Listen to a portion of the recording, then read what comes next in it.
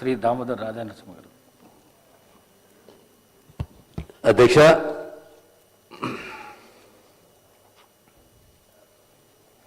ముఖ్యమంత్రి గారి స్టేట్మెంటు ప్రత్యేకంగా తెలంగాణ తల్లి విగ్రహావిష్కరణ, తర్వాత తెలంగాణ రాష్ట్ర గీతము, ఇవన్నిటిపైన చాలా చక్కగా ఓ స్టేట్మెంటు ఈ హౌస్లో ఇవ్వడము, దీని కొద్దిగా డెప్త్గా మనము ఒక్కసారి గౌరవ ముఖ్యమంత్రి గారు ఇచ్చిన స్టేట్మెంట్ని మనం విశ్లేషణ చేసుకుంటే, ఈ భూ ప్రపంచంలో ఏ జాతికైనా గుర్తింపు గౌరవం ఆ జాతి అస్తిత్వమే. సమాజం అనేది ఓ ప్రాంతం ఉండొచ్చు, ఓ రాష్ట్రం ఉండొచ్చు, ఓ దేశం ఉండొచ్చు. ఎక్కడైనా ఆ సమాజానికి స్ఫూర్తి అనేది ఆ సంస్కృతి, ఆ ఆచారాలు, ఆ విశ్వాసాలు, ఆ ధైర్యం, ఆ స్ఫూర్తి, ఆ మార్గదర్శకం. అంత చక్కని స్టేట్మెంట్ ముఖ్యమంత్రి గారు ఇచ్చారు. ఈ తెలంగాణ తల్లి ఉద్యమంలో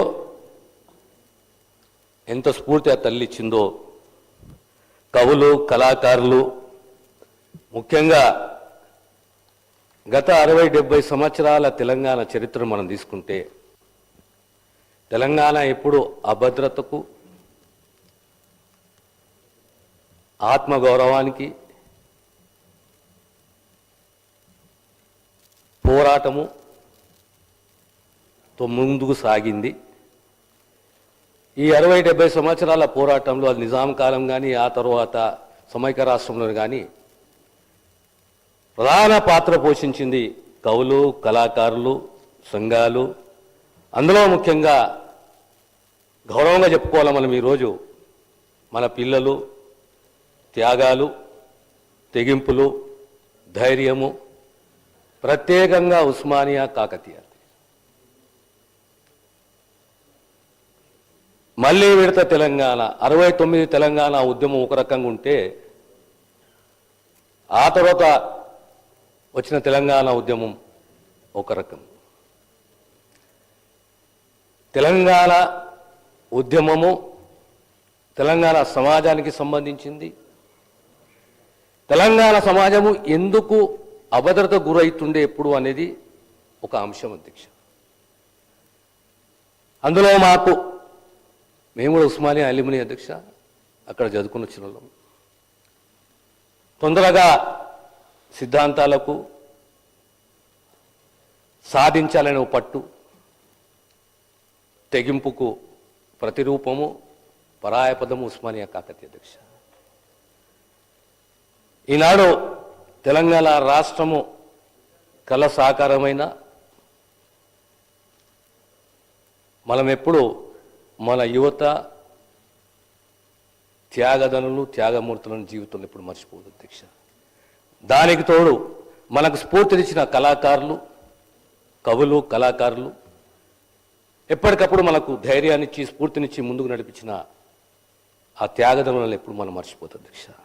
ఇవన్నీ ఒకెత్తైతే సోనియా గాంధీ గారి యొక్క ధైర్యము, రాజకీయ నిర్ణయము, తెలంగాణ సమాజం యొక్క పోరాటాన్ని గుర్తించడము, మన పిల్లల త్యాగాలని గుర్తించడము, నష్టము జరిగినా రాజకీయంగా మేము తెలంగాణకు కట్టుబడి ఉందని చెప్పి సోనియమ్మ చెప్పడము, డిసెంబర్ 9న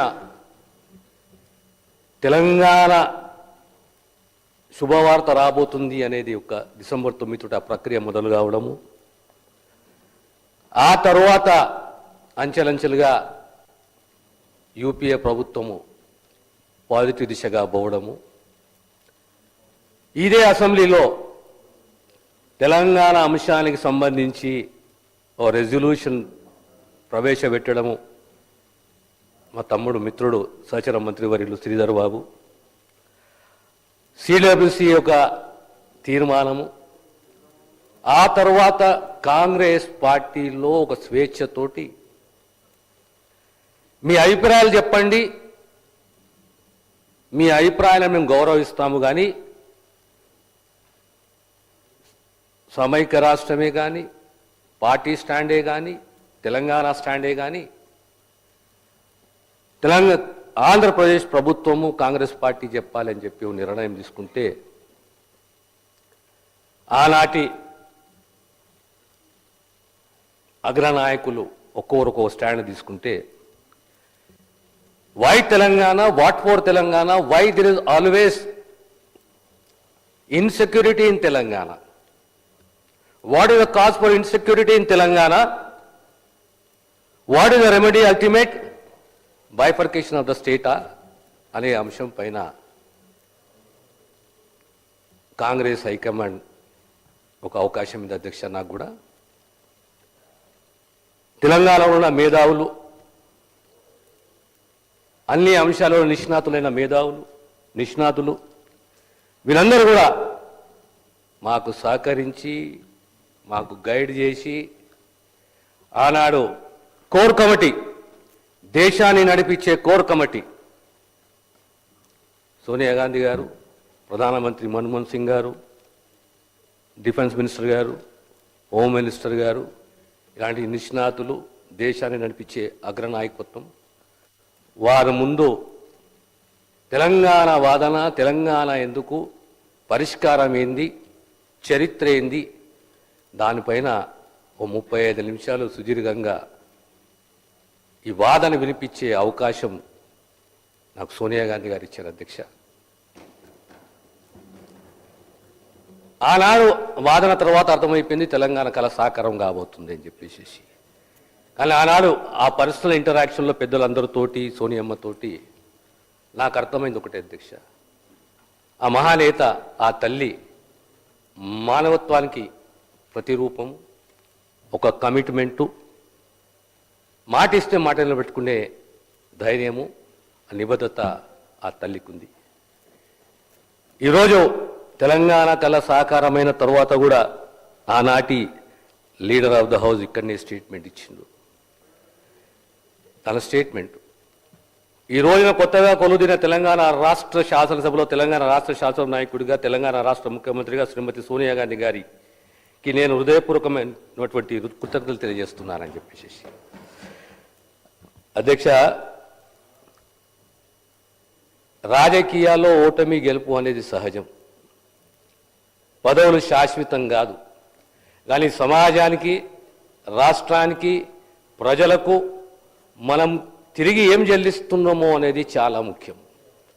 2014లో రాష్ట్రం ఏర్పడ్డ తర్వాత ఏ కళాకారులు, కవులు ఆ తెలంగాణ తల్లి మాకు స్ఫూర్తి ఇచ్చిందో విస్మరించడం అంటే అధ్యక్ష నేను బాధ అనిపిస్తుంది. ఈరోజు ఆ తెలంగాణ తల్లి ప్రతిరూపాన్ని చూస్తే నాకు మా నాయనమ్మ గుర్తొస్తున్నది. నిండు ఆభరణాలు కావు, నిండు ఆభరణాలు ఉన్న తల్లిని ఏమంటామో నాకు తెలియదు, కానీ నిండు ఆభరణాలు కావు, కానీ నాకు నా నాయనమ్మ గుర్తొస్తున్నది. నేను ఆ జాతికి, ఆ సమాజానికి చెందిన వాణ్ణి, ధైర్యము, సత్తా, తెగింపుతోటి పెరిగిన వాణ్ణి. అందుకే ఈరోజు మా ముఖ్యమంత్రి గారికి హృదయపూర్వక ధన్యవాదాలు తెలియజేస్తున్నాను. సబండ వర్గాల, మట్టి బిడ్డల, గట్టి బిడ్డల మా తల్లి ఎలా ఉంటుందో మీరు స్మరించుకోవడానికి మా నానమ్మలు, మా అమ్మమ్మలు ఏ రకంగా ఉన్నారో వారు గుర్తించే విధంగా ఈరోజు తెలంగాణ తల్లిని మాకందరికీ అందించిన రాష్ట్ర ముఖ్యమంత్రి గారికి ధన్యవాదాలు తెలియజేస్తూ, ఇలాంటి ఎమోటివ్ ఇష్యూస్లలో ఎప్పుడు రాజకీయాలు ఉండొద్దు అధ్యక్ష. రాజకీయాలు, స్వార్థాలు, ఆశలు, అతి ఆశలు అన్నీ ఉంటాయి. కానీ at the end of the day we do not know the 4th generation or the 3rd generation. కనిపించని దాని గురించి ఆశపడడం అంటే మూర్ఖత్వం. చరిత్రలో మిగిలిపోవాలంటే త్యాగం ఉండాలి, ధైర్యం ఉండాలి, దార్శనికత్వం ఉండాలి. మొదటి సంవత్సరం వేడుకలు డిసెంబర్ 9. సోనియమ్మ ఆ రోజు మాటిచ్చి మాట నిలబెట్టుకున్నది. మా త్యాగాలని, మా మొండి ధైర్యాన్ని గుర్తించింది. కనుక వారికి ఎప్పుడు రుణపడి ఉంటాము. ఈరోజు ఈ విగ్రహావిష్కరణ ఒక పండగ వాతావరణంలో మనం అందరం కలిసికట్టుగా ఈ విగ్రహావిష్కరణ పండుగ చేసుకోవాలి. ఈరోజు ఈ అవకాశం ఇచ్చిన అధ్యక్షునికి ఇంకా చాలా విషయాలు మాట్లాడాలనుకుంటున్నాను అధ్యక్ష, కానీ ఈ అంశాన్ని ఇక్కడికే నేను ముగిస్తాను అధ్యక్ష. ధన్యవాదాలు. గౌరవ ఉప ముఖ్యమంత్రి శ్రీ బట్టి విక్రమార్క.